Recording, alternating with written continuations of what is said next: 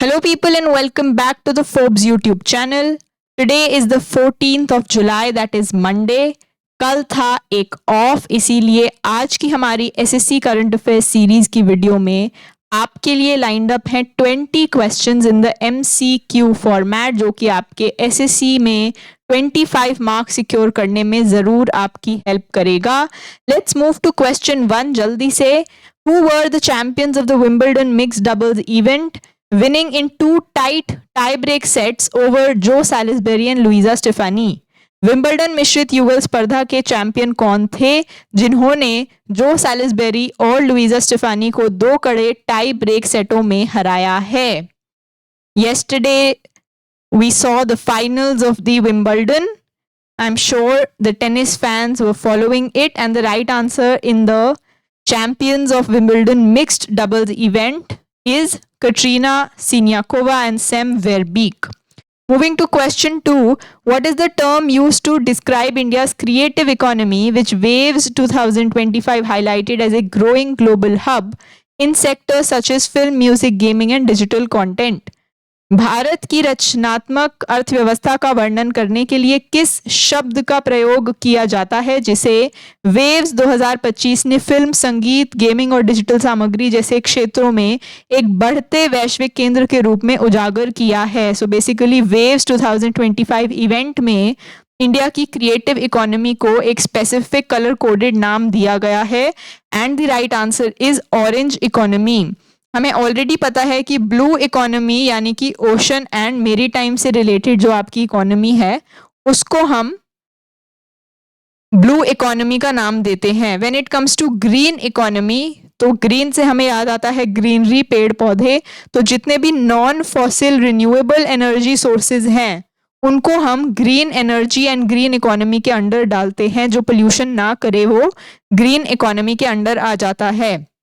तो 2 ऑप्शंस जो हमारे बचते हैं वो है सिल्वर एंड ऑरेंज इकोनॉमी. इसमें से भी जो सिल्वर इकोनॉमी है उसको एल्डरली इकोनॉमी के लिए यूज किया जाता है. एल्डरली का मतलब है जो भी 50 या 60 प्लस पॉपुलेशन है उनसे जुड़ी जो इकोनॉमिक गतिविधियां हैं उनका नाम हमने दिया है सिल्वर इकोनॉमी. इसको हम याद रख सकते हैं इस फैक्ट से कि आफ्टर 50 और 60 जो हमारे हेयर है वो ग्रे या सिल्वर होने लगते हैं. ग्रे से हम सिल्वर याद रख सकते हैं.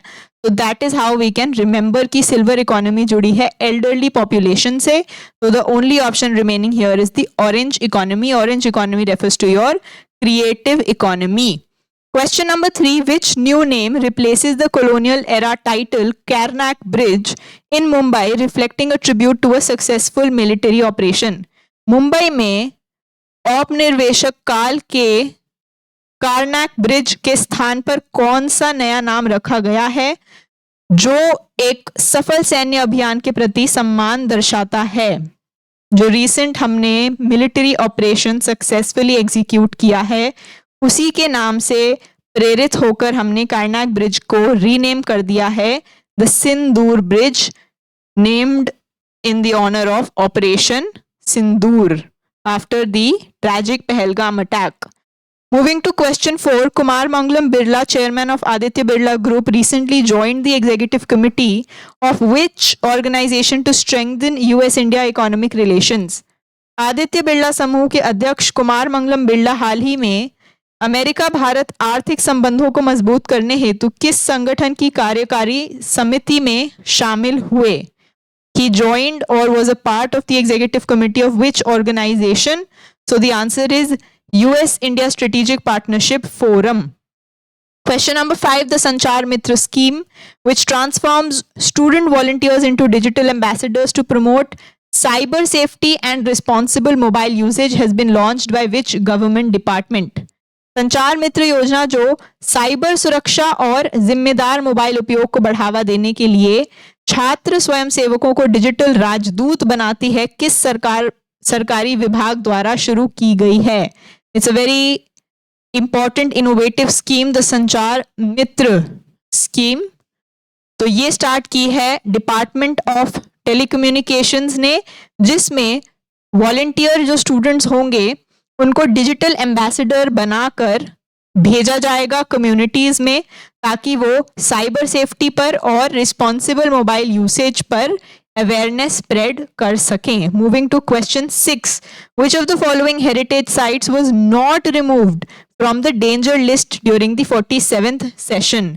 निम्नलिखित में से किस विरासत स्थल को 47वें सत्र के दौरान खतरे की सूची से नहीं हटाया गया? यहाँ बात हो रही है यूनेस्को की world heritage sites which are in danger, world heritage sites which are in danger of destruction. किससे डेंजर है? उनको डिस्ट्रक्शन का डेंजर है। तो डिस्ट्रक्शन से जुड़े डेंजर की जो ये लिस्ट है, इसमें से गिवन ऑप्शन में से 3 को उस लिस्ट से बाहर कर दिया है, यानी कि वो खतरे से बाहर हैं अब वो वाली साइट्स, हेरिटेज साइट्स। लेकिन एक साइट ऐसी है जो अभी भी उस डेंजर की लिस्ट में बनी हुई है, so that site is the great Zimbabwe world heritage site. Question number 7, what is the official theme of July 11, 2025 World Population Day that highlights empowering young people in their family planning choices? 11 जुलाई 2025 विश्व जनसंख्या दिवस का आधिकारिक विषय क्या है जो युवाओं को उनके परिवार नियोजन विकल्पों में सशक्त बनाने पर प्रकाश डालता है? तो ऑलरेडी थोड़ा सा हिंट दे दिया है कि फैमिली प्लानिंग चॉइसेस से जुड़ा हुआ कुछ थीम है। So the answer is empowering young people to create the families they want in a fair and hopeful world.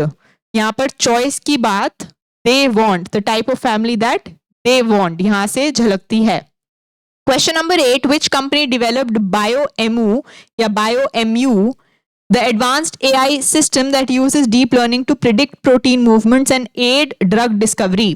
किस कंपनी ने बायोएमओ विकसित किया जो एक उन्नत एआई प्रणाली है जो प्रोटीन की गति का अनुमान लगाने और दवा खोज में सहायता के लिए डीप लर्निंग का उपयोग करती है? यानी कि बायोएमओ का जो ये डेवलपमेंट है एआई सिस्टम का, ये किस कंपनी ने किया है out of the big 4 options given here? So the answer is Microsoft. Question number 9, which Indian naval vessel is specifically designed to support deep sea diving and submarine rescue missions under the आत्मनिर्भर Bharat initiative? आत्मनिर्भर भारत पहल के तहत गहरे समुद्र में गोताखोरी और पनडुब्बी बचाव अभियानों में सहायता के लिए विशेष रूप से किस भारतीय नौसैनिक पोत को डिजाइन किया गया है? इनमें से कौन सा इंडियन नेवल वेसल है जिसको इसीलिए डिजाइन किया है ताकि वो सपोर्ट कर पाए डीप सी डाइविंग को एंड साथ ही सबमरीन रेस्क्यू मिशंस को? आत्मनिर्भर भारत के तहत आईएनएस निस्तार को डेवलप किया गया है, डिजाइन किया गया है for these missions. Question number 10, which organization collaborated with NESTS to launch the तलाश initiative aimed at empowering tribal students in India? Bharat में आदिवासी छात्रों को सशक्त बनाने के उद्देश्य से तलाश पहल शुरू करने के लिए किस संगठन ने नेस्ट्स के साथ या NESTS के साथ सहयोग किया है? तो यहां पर 3 तरह से क्वेश्चन बन सकता है, पहले आंसर देख लेते हैं। The answer is UNICEF India.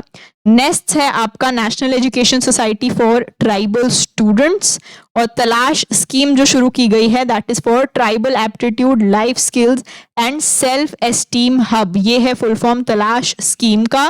तो क्वेश्चन 3 तरह से पूछ सकते हैं कि नेस्ट्स एंड यूनिसेफ इंडिया ने मिलकर कौन सी स्कीम लॉन्च की है ट्राइबल पॉपुलेशन के लिए, तो तलाश आंसर हो जाएगा। जिस तरह से क्वेश्चन ऑलरेडी पूछा हुआ है तो यहाँ यूनिसेफ आंसर हो जाएगा, या फिर यूनिसेफ और कौन सी संस्था ने तलाश स्कीम स्टार्ट की है तो then next would be answer. तो ये जो तीनों का ट्रायंगल आपको याद रखना है, नेस्ट्स, तलाश एंड यूनिसेफ। नेस्ट्स, तलाश एंड यूनिसेफ, ये एक साथ इस डायग्राम को अगर आप याद रखेंगे तो इससे जुड़ा तीनों तरह का क्वेश्चन आप सॉल्व कर पाएंगे। लेट्स मूव टू क्वेश्चन 11 जल्दी से। What type of molecules are polycyclic aromatic hydrocarbons recently studied for their persistence in space?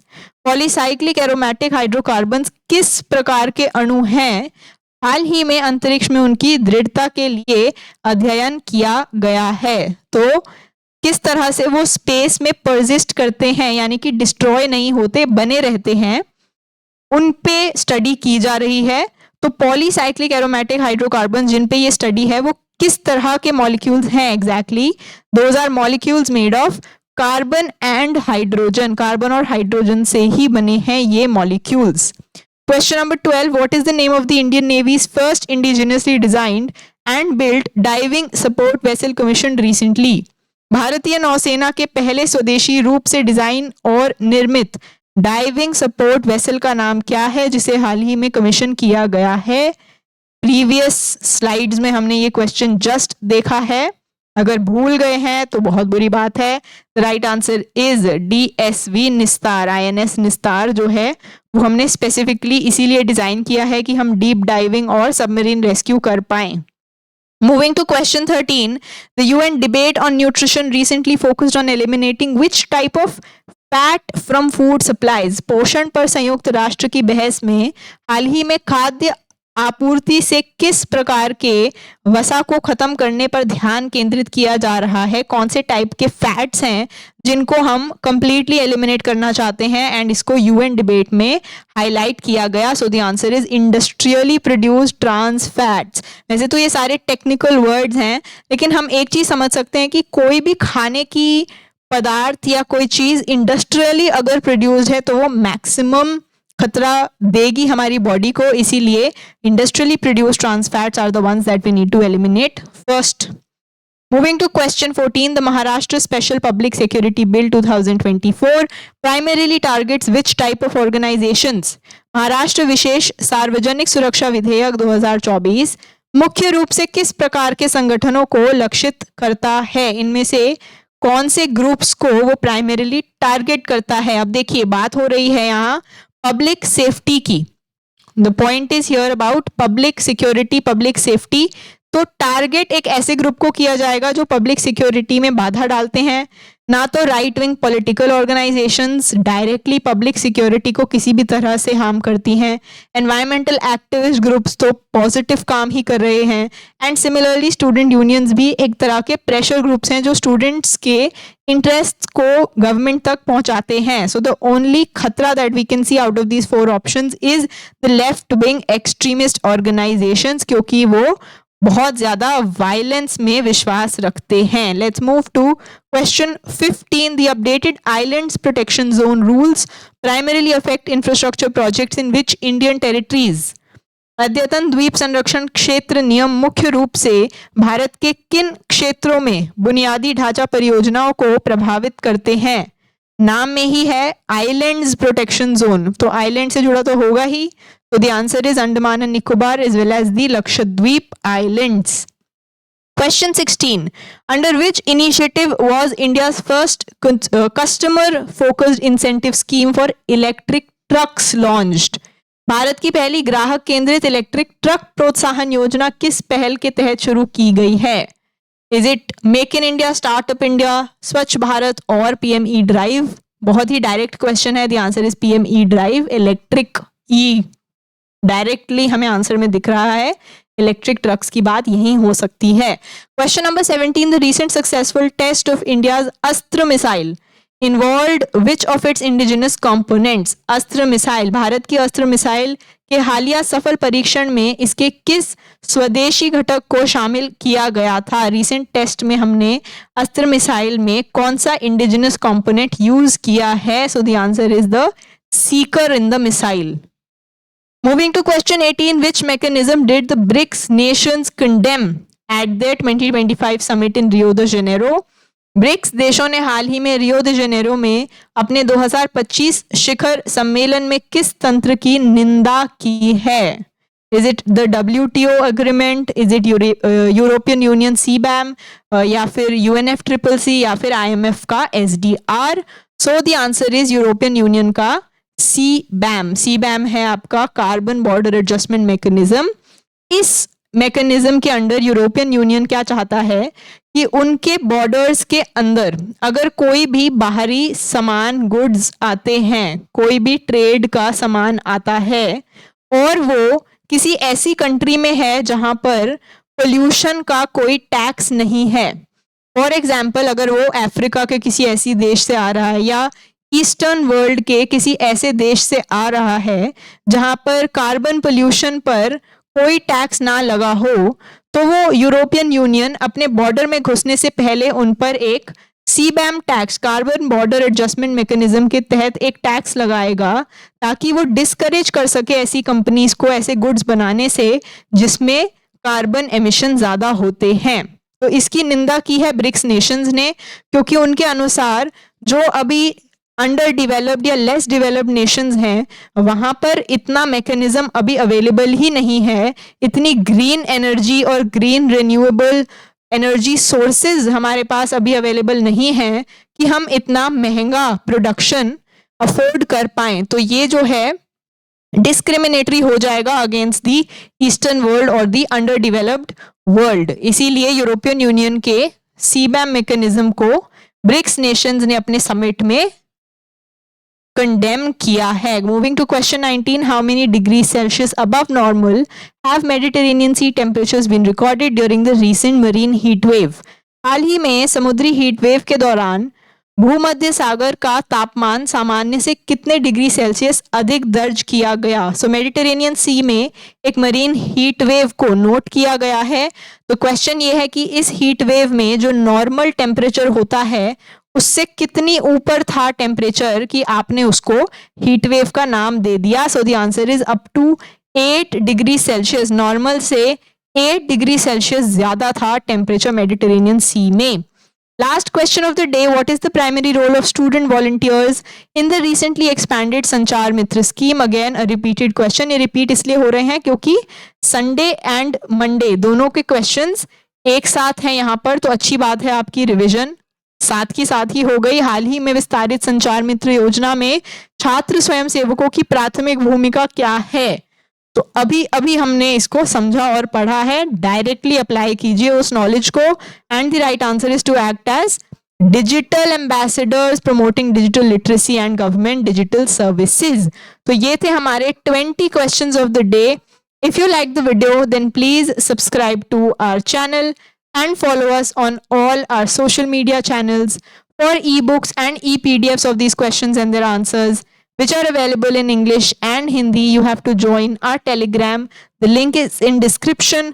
Thank you. Bye-bye and keep learning.